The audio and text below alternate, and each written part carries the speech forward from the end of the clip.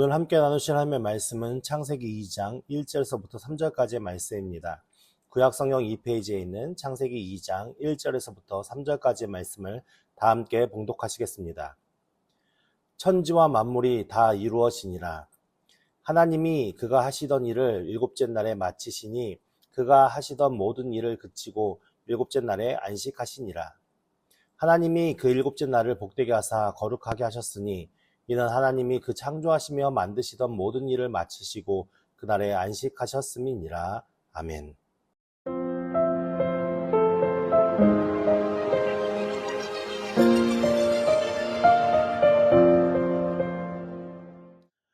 저희는 지난주에 1장의 마지막 단락의 말씀을 살펴보면서 우리 인간이 어떻게 하나님 앞에 지음받았는지에 대하고 그리고 우리가 지어진 목적이 무엇인지에 대해 살펴보았습니다. 사람은 어떻게 지음받게 되었죠? 네, 하나님의 형상과 모양대로 사람을 만들자라는 하나님의 그 의지에 따라서 우리 사람들이 지어졌습니다. 결국 하나님의 형상과 모양이라는 그 단어의 의미 속에 그림자가 있다고 그랬죠. 그림자가 있으면 그 그림자를 통해서 무엇을 알 수 있습니까? 물건의 형체를 알 수 있는 것이죠. 그러니까 결국 우리의 삶이 원래는 우리의 삶의 모습을 통해서 누가 비춰질 수 있어야 되는 겁니까? 하나님의 전부가 나타나는 건 아니지만 그 하나님에 대한 부분이 우리를 통해서 비춰지는 삶을 사는 게 인간들의 삶에 마땅히 행해야 할 일들인데 실상 우리는 어떤 삶을 살고 있습니까? 그 하나님을 대적하며 하나님으로부터 분리되면서 살아가는 인간들이 결국 그 하나님의 모든 형상과 모양을 잃어버리고 죄악된 삶을 살아가기 때문에 오늘 우리의 삶의 모습에 무엇이 나타나지 않아요? 하나님에 대한 형상이 나타나지 않습니다. 그래서 우리가 예수 그리스도를 통하여서 회복된 우리는 어떤 삶을 살아야 되냐? 우리의 삶을 통하여 누가 드러나는 삶을 살아야 돼요? 여호와 하나님이 드러나는 삶을 살아야 한다는 것을 지난주 말씀을 통해 살펴보았고요. 하나님께서 우리를 창조하신 목적은 무엇입니까? 우리가 사람을 만들고 그들로 바다의 물고기와 하늘의 새와 가축과 온 땅과 땅에 기는 모든 것을 어떻게 하자고요? 다스리게 하자. 그러니까 하나님께서 우리에게 주신 것은 이 세상 천지 만물을 하나님께서 창조하시고 그 창조하신 모든 것들을 우리로 하여금 인간들로 하여금 다스리는 사명을 주게 하기 위해서 우리 인간을 창조하셨다라는 것을 말씀 통해 확인해 보았습니다. 결국 우리 인간은 어떻게 세상을 다스려야 하느냐? 하나님이 창조하신 창조의 질서대로 그리고 창조의 계획대로 그 하나님의 뜻대로 우리가 그것을 잘 다스려야 하는데 오늘 인간들은 하나님께 부여받은 특별한 능력을 통하여서 우리가 그 하나님의 창조의 뜻대로 이 세상을 다스리는 것이 아니라 어떻게 다스리고 있습니까? 우리의 욕심과 이기심을 채우기 위한 그것으로 우리는 자연을 파괴하고 훼손하면서 인간들의 삶의 어떤 유익이라는 명목 안에 그렇게 하나님의 창조의 질서를 어지럽히고 있는 형국에 있습니다. 그래서 우리가 진정 하나님의 그 은혜를 아는 자들이라면 어떤 삶을 살아야 되냐? 하나님의 창조의 질서를 회복하는 그런 은혜의 삶을 살아야 하는 것이 우리가 마땅히 살아야 할 삶의 의미이다라는 것을 우리가 말씀을 통해 살펴보았습니다. 이제 오늘 말씀은 1장을 마무리하고 2장으로 이제 들어오게 되어서 2장 서두에 이렇게 시작을 합니다. 천지와 만물이 어떻게 했다고요? 다 이루어지니라.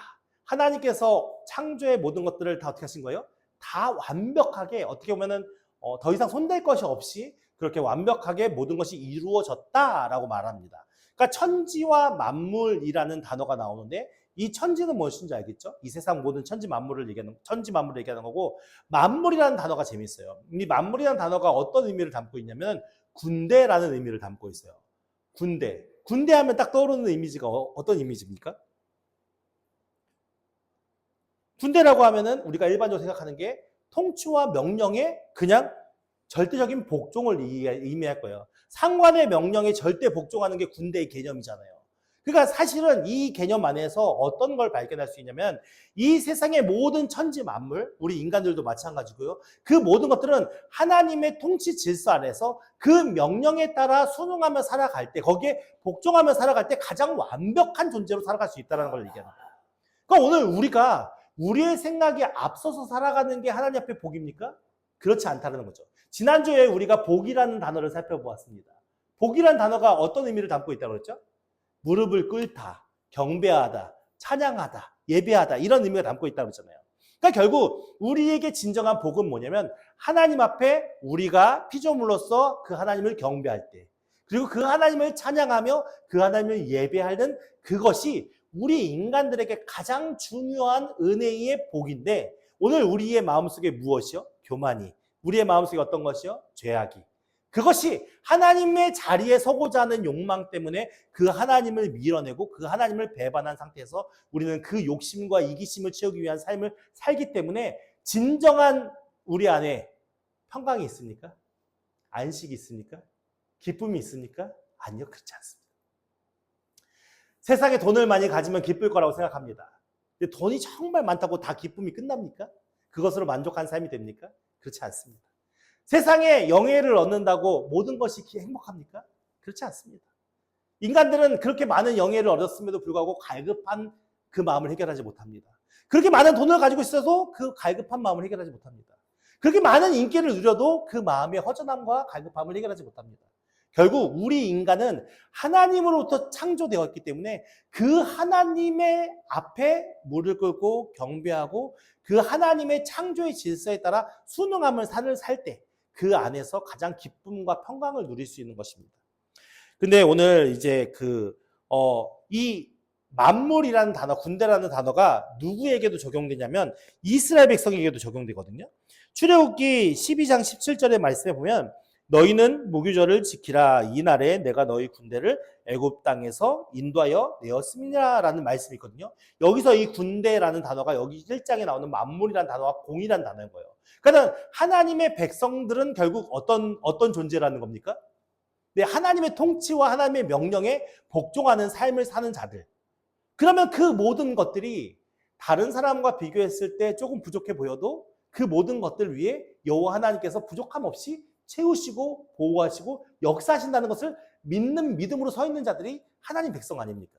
그러니까 오늘 우리의 삶에 내가 예수 그리스도를 통해서 진짜 하나님을 믿는다면 어떤 마음을 가져야 될까요? 우리가 다른 사람과 비교하면서 내가 무엇이 부족하네, 나는 뭘 못하네, 나는 뭐가 없네, 이런 마음을 가져야 할까요? 아니죠. 그냥 내가 오늘 하나님의 그 명령과 그 통치에 내가 복종하고 있느냐를 생각해 봐야 되고, 내가 그것에 잘 순응하고 있다면 무엇을 믿어야 돼요? 하나님께서 부족함이 없이 우리의 삶에 일하실 것이라는 것을 믿는 믿음으로 살아야 하는 것이죠. 근데 실상 우리가 그렇게 살기 쉽습니까? 어렵습니다. 왜냐하면 우리 안에 죄가 끊임없이 반문하거든요. 진짜 그럴 것 같아? 하나님이 진짜 널 지켜줄 것 같아? 하나님이 진짜 널 보여주실 것 같아? 하나님이 진짜 너희들을 일해주실 것 같아? 그 미혹에서 우리가 쉽게 넘어질 수밖에 없는 게 우리의 연약함이라는 거죠. 오늘 말씀 2절로 넘어가 보면 재밌는 말씀이 나옵니다. 하나님이 그가 하시던 일을 언제 마쳐요? 이게 맞습니까? 틀립니까? 아닙니까? 여기서 재밌는 얘기가 나오는데 하나님이 그가 하시던 일을 언제 마쳐요? 일곱째 날에 마치시니. 이거 누가 쓴 글입니까? 하나님의 성경에 기록된 말씀이잖아요. 우리는 대부분 어떻게 알고 있죠? 하나님께서 6일 동안 열심히 창조의 모든 것을 마무리하시고 일곱째 날에 안식하셨으니까 우리가 그 안식을 누린다는 개념으로 알고 있잖아요. 근데 지금 2장 2절 말씀에 분명히 뭐라고 기록되어 있습니까? 하나님께서 하신 말씀이잖아요. 하나님이 그가 하시던 일을 언제 마쳤다고 그랬어요? 일곱째 날에 마쳤다고 그랬어요. 그럼 하나님이 일곱째 날에 일을 하셨다는 겁니까? 안 하셨다는 겁니까? 여기는 하셨다는 걸로 보이잖아요. 이것 때문에 신학자들마다 의견이 너무나도 분분해요. 그래서 이 부분을 해석할 때에 이제 그 신학적인 개념을 넣어서 다양한 해석들이 있었어요. 그러니까 다양한 번역들이 있었어요. 실질적으로 어떤 번역에서는 6일째 마치신 것이다 라고 번역하는 글도 있어요. 근데 실상 원문의 그 성경 단어의 배열과 의미를 볼 때는 일곱째 날에 마치시니라는 오늘 우리 성경의 표현이 맞는 거예요. 그렇게 표현되어 있어요, 의미가. 그러면 우리가 의구심이 들겠죠. 6일째 창조하시고 일곱째 날에 쉬는 거 아니야? 우리는 그렇게 알고 그렇게 배워왔는데. 그래서 제가 여러 가지 많은 자료들을 제가 가지고 있는 한정된 자원 안에서 여러 가지 많은 것들을 살펴보았는데 거의 대부분 표현들이 기존에 우리가 알고 있던 표현들이었어요. 근데 이 부분에 대해서 어떤 한 목사님이 설교하신 내용을 보게 되었는데 그 내용이 좀 뭐랄까 타당성이 있겠다. 물론 그것이 100% 맞다라고 할 수는 없지만 그래도 좀 타당성이 있겠다라는 의미가 들어서 그 생각이 들어서 여러분들과 함께 그것을 나눠보고자 합니다. 그것에 대해서 우리가 살펴보기 앞서 한 가지 성경 구절을 먼저 봐야 되는데요. 이사야서 46장 9절 10절 말씀이에요. 여기 화면을 보시고 같이 합독해 보겠습니다. 시작. 너희는 옛적 일을 기억하라. 나는 하나님이라. 나 외에 다른 이가 없느니라. 나는 하나님이라. 나 같은 이가 없느니라. 내가 시초부터 종말을 알리며 아직 이루지 아니한 일을 옛적부터 보이고 이르기를 나의 뜻이 설 것이니 내가 나의 모든 기뻐하는 것을 이루리라 하였느니라. 10절 말씀에 보면은 이사야가 뭐라고 표현하고 있냐면 내가 시초부터, 여기에 시초는 언제를 얘기할까요? 창세 때를 얘기하는 거예요. 창조 때. 그러니까 창조 때에 무엇을 알렸다고 표현합니까? 종말을 알렸다고요. 그러니까는 이 목사님의 주장의 가장 핵심이 뭐냐면 창조 때에 이미 그 안에 종말이 담겨 있다. 그러니까 그 종말이 어디에 담겨 있냐? 일곱째 날에 일하신다는 그 의미 안에 그 종말이 담겨 있다라고 주장하시는 거예요. 그것이 왜 타당하냐면 이 일곱째 날에 하나님께서 일하신 거에 대해서 누가 동의를 하고 누가 똑같이 얘기하냐면 예수님께서 얘기하셔요. 이것이 중요하니까 우리 말씀을 한번 찾아볼게요. 요한복음 5장의 말씀을 한번 찾아보시기 바랍니다. 신약성경 요한복음 5장. 신약성경 150페이지에 있습니다. 150페이지. 요한복음 5장에 무슨 얘기가 나오냐면 38년 된 환자에 대한 이야기가 나옵니다. 이 사람이 베데스다 연못에서 예수님이 이 환자를 고쳐주시거든요. 그리고 내 자리를 들고 일어나 걸어가라 라고 이렇게 되어 있어요. 그래서 이 38년 동안 알타가 자기 자리를 누워있던 그 자리를 들고 일어나 걷게 되어지거든요. 요한복음 5장 10절 말씀부터 볼까요? 10절 말씀부터 제가 읽을 테니까 잘 들어보세요. 9절 마지막에 이날은 안식일이니 어떤 날이라고요? 안식일이에요. 유대인들이 병 나은 사람에게 이르되 안식일인데 내가 자리를 들고 가는 것이 옳지 아니하니라.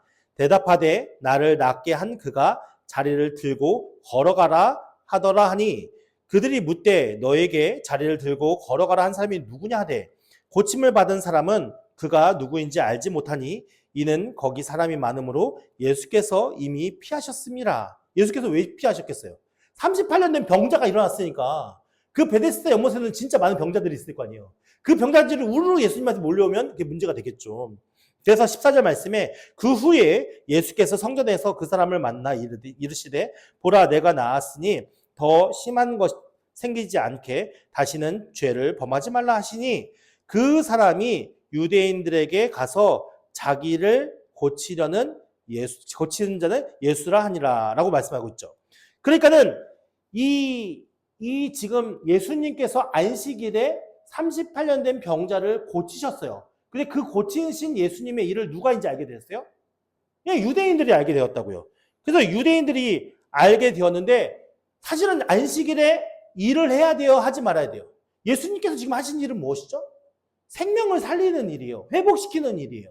근데 그 회복시키는 일조차도 바리새인들의 인식 속에는 해야 될 일이에요? 하지 말아야 될 일이에요? 하지 말아야 될 일들인 거죠. 그러니까는 이 유대인들의 룰이라면 절대로 이런 일, 이 생명을 건지는 일이라도 절대로 하지 말아야 하는 것인데 실상은 이 안식일의 의미가 그 바리새인들 유대인들에게는 철저하게 왜곡되어 있다라는 것을 우리가 알 수 있는 것이죠. 근데 예수님께서는 그 안식일의 주인이 누구라고 말씀하셨어요? 자신이라고 얘기했잖아요. 그 안식일의 주인으로서 그 일을 행하신 거예요. 어떤 일을 행하신 거죠? 생명을 살리시는 그 일을. 그러니까 17절 말씀 보세요. 근데 이 일을 통해서 예수님이 박해를 받으시게 되는데 17절 말씀에 예수께서 그들에게 이르시되 내 아버지께서 이제까지 일하시니 나도 일한다 하시니. 언제까지 일했대요? 아버지께서? 이제까지죠. 이제는 언제죠? 안식일이잖아요. 그러니까 지금 누가 안식일에 일을 하셨다는 거예요? 하나님께서. 아버지께서라는 표현은 하나님을 지칭하는 것이고 아버지께서 일하셨으니 나도 일한다라고 얘기를 하는 거예요. 그러니까 예수님께서 안식일에 일하는 것은 자기 마음대로 행했던 것이 아니라 누구와 맞춰서 한 거예요? 하나님과 맞춰서 했다라는 표현이거든요. 그러면서 18절 말씀에 유대인들이 이 일로 말미암아 더욱 예수를 죽이고자 하니 이는 안식일을 범할 뿐 아니라 하나님을 자기 친아버지라 하여 자기를 하나님과 동등으로 삼으심이로라. 그러므로 예수께서 그들에게 이르시되 내가 진실로 진실로 너희에게 이르노니 이들이 아버지께서 행하시는 일을 보지 않고는 아무것도 스스로 할 수 없나니 아버지께서 행하시는 그것을 아들도 그와 같이 행하느니라 라고 말씀하죠. 그 예수님께서 지금 어떤 얘기를 하셔요?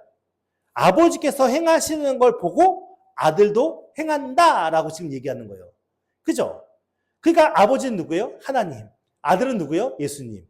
그러니까 예수님께서 이 안식을 통해서 생명을 살리시는 일이 이것이 언제부터 시작됐다는 걸 얘기하는 거예요? 안식일 때부터 시작됐다라고 얘기를 하는 거예요. 그러니까는 창조 때부터 아버지는 어떤 일을 하셨어요? 생명을 살리시는 그 일을 안식일에 행하셨다라고 지금 예수님께서 말씀하시는 거죠. 20절 말씀은 아버지께서 아들을 사랑하사 자기가 행하시는 것을 다 아들에게 보이시고 또 그보다 더 큰 일을 보이사 너희로 놀랍게 여기게 하시리라 라고 얘기했어요. 그러니까 여기서 뭐라고 합니까? 더 크고 큰 일을 보이고 너희를 놀랍게 하시겠다. 이것이 결국 무엇입니까? 더 큰 놀라운 일이 무엇일까요? 네, 십자가 사건이죠. 21절 말씀 볼까요? 아버지께서 죽은 자들을 일으켜 살리심 같이 아들도 자기가 원하는 자들을 살리느니라. 결국 이 안식일을 범함으로써 일하게 되어졌는데 이 일함의 핵심이 무엇이냐면 하나님께서 일을 하세요. 누구를 통해 일을 하세요? 아들을 통해서. 아들을 통해서 일하시는데 그 일하심의 정점이 뭡니까? 네, 십자가 사건이에요. 그러니까 그 십자가의 마지막 말씀이 예수님께서 하신 마지막 말씀이 무슨 말씀입니까? 다 이루었다. 그러니까 여기서 다 이루었다라는 그 말씀이 창세기에 마쳤느니라라는 말씀과 맞닿은 거죠. 그래서 이미 그 창조의 그 말씀 안에는 무엇이 담겨 있다라고 이야기하는 거예요? 네, 종말이 담겨져 있다. 종말이. 그래서 오늘 본문으로 다시 넘어와 볼까요? 2절 말씀으로 다시 와보면 하나님이 그가 하시던 일을 일곱째 날에 마치시니 그가 하시던 모든 일을 그치시고 일곱째 날에 안식하시니라. 그러니까는 그 모든 일을 다 마치시고 일곱째 날에 무엇을 하셨다고 말씀하세요? 안식을 하셨다. 근데 여기서 안식이라는 개념이 어떤 개념이겠습니까? 네, 종말을 통해서 생명을 살리시는 그 일을 이야기하는 거예요. 그러면서 3절 말씀에 뭐라고 표현되어 있냐면 하나님이 이 일곱째 날을 어떻게 하셨어요? 복되게 하셨다고요. 우리가 복이라는 단어 지난주에 살펴봤죠? 어떤 의미라고요? 무릎 꿇다, 경배하다, 찬양하다, 예배하다. 근데 이 복되게 하셨고 이 일곱째 날을 복되게 하셨고 그렇기 때문에 거룩하게 하셨대요. 이 거룩이란 단어가 구별되다, 우리 것을 기려지다 이런 말씀의 단어이거든요.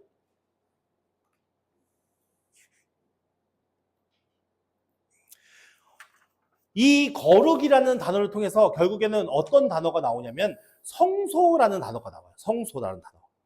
그러니까는 이 개념, 거룩이라는 개념에서 성소의 개념이 나오는데 성경 전체에 보면 성경 전체 인류의 역사 속에 하나님께서는 크게 세 가지를 설계하십니다. 그 세 가지가 뭐냐면 그 실질적인 창조를 하시는 일인데 첫 번째는 천지 만물을 창조하시는 거예요. 근데 천지 만물이 처음에 창조됐을 때 사실 잘 생각하면 그 천지 만물이 결국 그 안에 누가 계시는 거예요? 하나님. 그러니까 큰 개념으로 이 천지 만물이 하나님의 성소라고 볼 수 있겠죠. 인간이 타락하기 전에. 근데 인간이 타락함으로 어떻게 되었습니까? 그 하나님의 성소가 오염됐죠. 그죠? 오염돼가지고 결국 하나님께서 어떻게 하면 이스라엘 백성을 택하셔서 그 이스라엘 백성들로 하여금 무엇을 만드시게 합니까? 네, 성막을 만들게 하십니다. 성막. 자, 보실까요? 출애굽기 40장 33절 말씀에 그는 또 성막과 제단 주위의 뜰에 포장을 치고 뜰문에 휘장을 다니라. 모세가 이같이 역사를 어떻게 했다고요? 마치니라. 그러니까 이 마치다는 뜻이 다 이루었다라는 의미와 같겠죠. 그러면서 이 성막을 만들었어요. 성막이 나중에는 무엇이 되죠? 성전으로 발전이 되어지잖아요. 성전.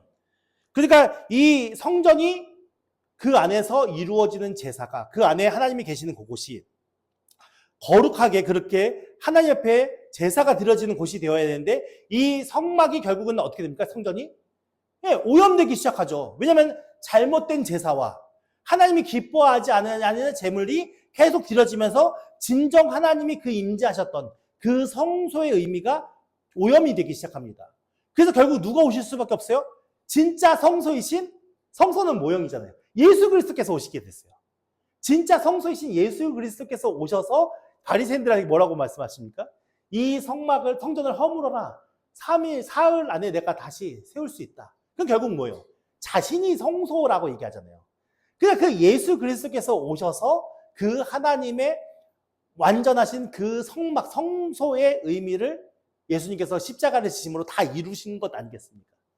그러면서 이 성소의 개념이 이제 신약 시대에 이르러서 어떻게 되어지냐면, 고린도서 3장 16절 말씀에 너희는 너희가 하나님의 성전인 것과 하나님의 성령이 너희 안에 계시는 것을 알지 못하느냐라는 의미 속에서 누가 성전이 되는 거예요? 네, 우리가 성전이 되는 겁니다. 우리 안에 누가요? 성령이 임하시면. 그러니까 우리가 전에는 죄로 말미암아 형벌을 받을 수밖에 없는 위치에 있었지만, 성령이 우리 안에 들어옴으로 말미암아 우리가 어떻게 해요? 하나님의 성령이 거하시는 성전이 되어진 거예요. 그러니까 하나님이 거하시는 곳이 된 거죠. 그러니까 이렇게 가장 중요한 세 가지, 천지 창조에, 그리고 성막에, 그리고 오늘 우리에까지, 이 세 가지가 성경의 가장 중요한 핵심의 성소의 개념들이거든요. 근데 오늘날 이 천지 창조의 기록에 보면 저녁이 되고 아침이 되니 이는 첫째 날이니라. 저녁이 되고 아침이 되니 이는 둘째 날이니라. 이런 표현들이 다 있거든요. 근데 일곱째 날에는 없어요. 일곱째 날에는 저녁이 되고 아침이 되니 이런 개념 자체가 없어요. 왜 없을까요?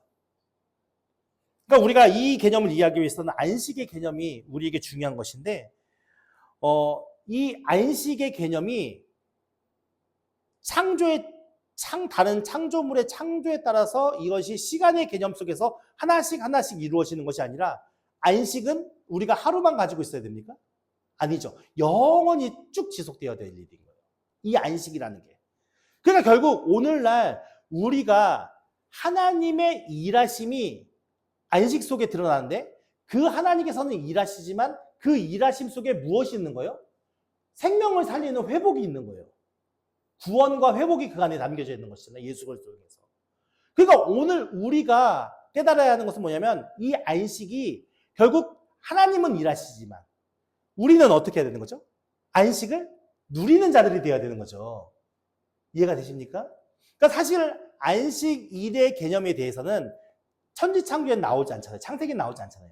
안식 일의 개념이 결국 어디 때부터 시작합니까? 언약 백성으로 이스라엘 백성들에게 그런 율례와 율법이 제정되는 그 순간부터 주어진 것이잖아요.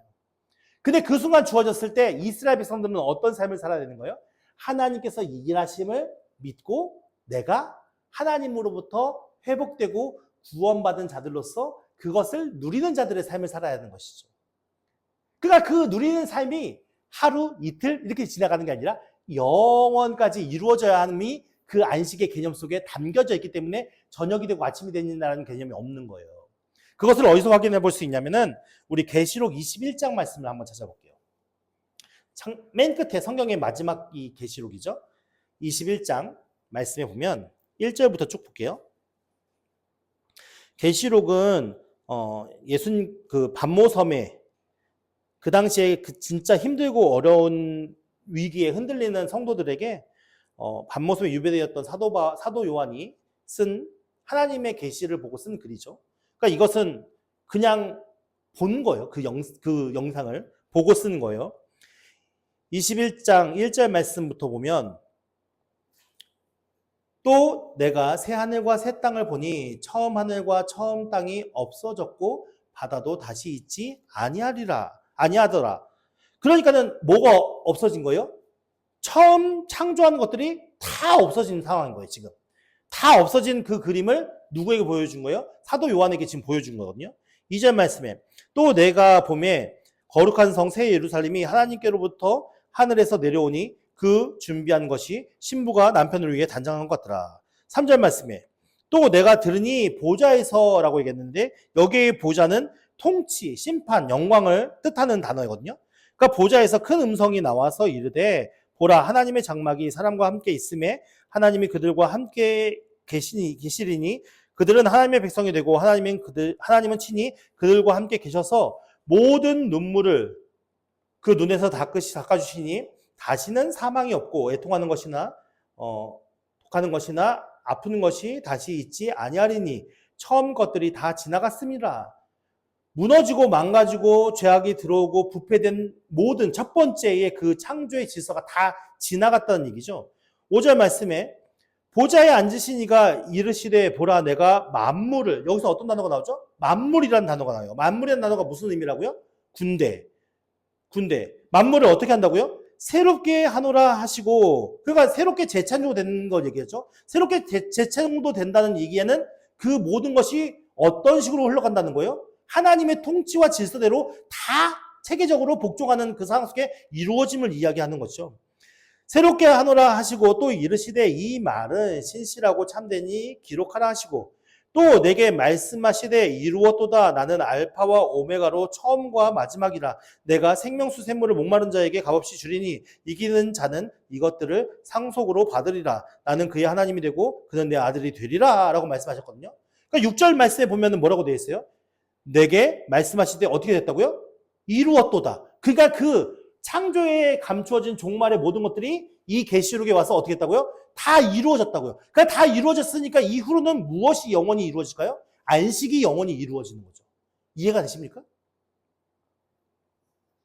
결국 오늘 이 창세기에 나오는 하나님께서 6일 동안 천지 만물을 창조하신 거는 맞죠. 맞죠. 근데 이 7일 날 하나님께서 일을 하셨어요? 안 하셨어요? 일을 하셨다는 겁니다. 무엇을 일하셨어요? 인간이 타락할 걸 아시고 그 하나님께서 자신의 형상과 자신의 모양대로 창조하신 그 인간이 타락할 걸 아시고 그 인간의 타락할 그 인간들을 위해서 그들을 회복시키시고 그들의 생명을 구원하시기 위한 모든 일들을 누가 하셨다고요? 하나님께서요. 그러니까 오늘 우리가 안식을 누린다는 개념은 어떤 개념 안에 있는 겁니까? 우리가 안식을 누린다는 개념은 중요한 핵심은 하나님이 일하신다는 것을 믿는 겁니다.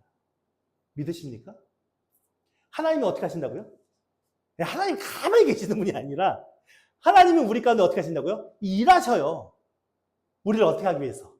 우리를 생명을 살리시고 회복시키시기 위해서. 이것을 믿는 믿음으로 우리가 그 속에서 그것을 믿는 믿음으로 우리가 하나님 앞에 섰을 때 그 하나님 앞에 무엇이요? 그 하나님이 주시는 참된 평강과 안식이 우리 가운데 임하는 거예요. 여러분, 우리 안에 왜 안식이 깨질까요? 우리는 하나님보다 더 분주하고 바쁘거든요. 하나님보다 더 생각이 많아요. 하나님보다 더 하고 싶은 게 많아요. 그러니까 자꾸만 우리는 하나님의 그 통치와 질서에 그 일하심과 역사하심에 우리를 내어 맡기기보다는 하나님이 뭔가 부족한 것 같고 하나님이 안 도와줄 것 같고 하나님이 일하시지 않을 것 같은 불안감이 오늘 우리 안에 사로잡으니까 결국 하나님께 우리의 마음이 향하기보다는 뭐예요? 우리가 가고자 하는 방향으로 우리 마음이 향하게 되어 있고 그것에는 참된 안식이 있을 수 있습니까? 없다는 거죠. 오늘 우리가 회복해야 할 것은 무엇이겠습니까? 믿음입니다. 하나님이 일하신다는 그 믿음. 그 하나님께서 일하시기 때문에 그 속에 내가 내어 맡길 수 있는 믿음. 그것이 우리를 참된 안식으로 이끄는 거지. 우리가 하나님 안식 주세요, 안식 주세요. 아무리 우리가 그렇게 기도한다 하더라도 우리가 하나님의 일하심을 믿지 못하면 어떻게 될까요? 우리 안에 참된 안식을 구할 수 없습니다. 오늘 우리가 안식의 개념에 대해서 다시 한번 바르게 이해하고 정리하는 시간이 되기를 예수님으로 축원드립니다. 이 안식은 하나님께서 일하시고 우리는 그 하나님의 일하심을 믿는 자들로서 우리의 삶을 내어 맡겨 보십시오. 우리가 지금은 조금 부족한 걸 갖더라도, 우리가 지금은 많은 명예를 누리지 못하더라도, 우리가 지금은 많은 인기를 누리지 못하더라도, 내가 가진 게 많지 않더라도 중요한 것은 뭐냐면 영생 대신 영원한 우리의 모든 것의 주인 대신 만물의 주인 대신 그 하나님의 백성들로서 그 하나님 나라의 통치와 질서 아래 그 하나님의 믿음 안에 일하시는 그 믿음 안에 하나님 앞에 서는 것이 우리에게 가장 중요한 안식의 개념임을 깨닫는 우리 모두가 되기를 예수님으로 축원드립니다. 그래서 그 이 창조의 개념 속에 무엇이 담겨 있다? 종말의 개념이 담겨져 있다. 그 종말의 개념은 결국 하나님께서 우리를 회복시킬 예수 그리스도 통해서 하실 모든 일들의 일이 그 안에 담겨져 있는 것이고, 오늘 우리는 그 예수님으로 인하여 재창조된 성령이 우리 안에 거하시는 하나님의 성소이기 때문에 그 하나님 앞에 믿음으로 우리가 하루하루를 삶을 살아갈 때 하나님께서 우리 가운데 일하시고 우리를 선으로 이끈다 하신다. 그것을 믿는 믿음으로 오늘 우리가 주와 함께 길을 동행할 때 우리 안에 참된 안식과 기쁨과 평강으로 우리가 그러한 삶을 살아갈 수 있다라는 것이 오늘 창세기에서 말씀하시는 안식의 내용인 것입니다. 이것이 우리 안에 믿어지고 우리 안에 새겨져서 진정한 안식과 평강 가운데 우리가 하나님을 드러낼 수 있는 은혜의 사람들이 되시기를 예수님의 이름으로 축원드립니다. 함께 찬양하겠습니다.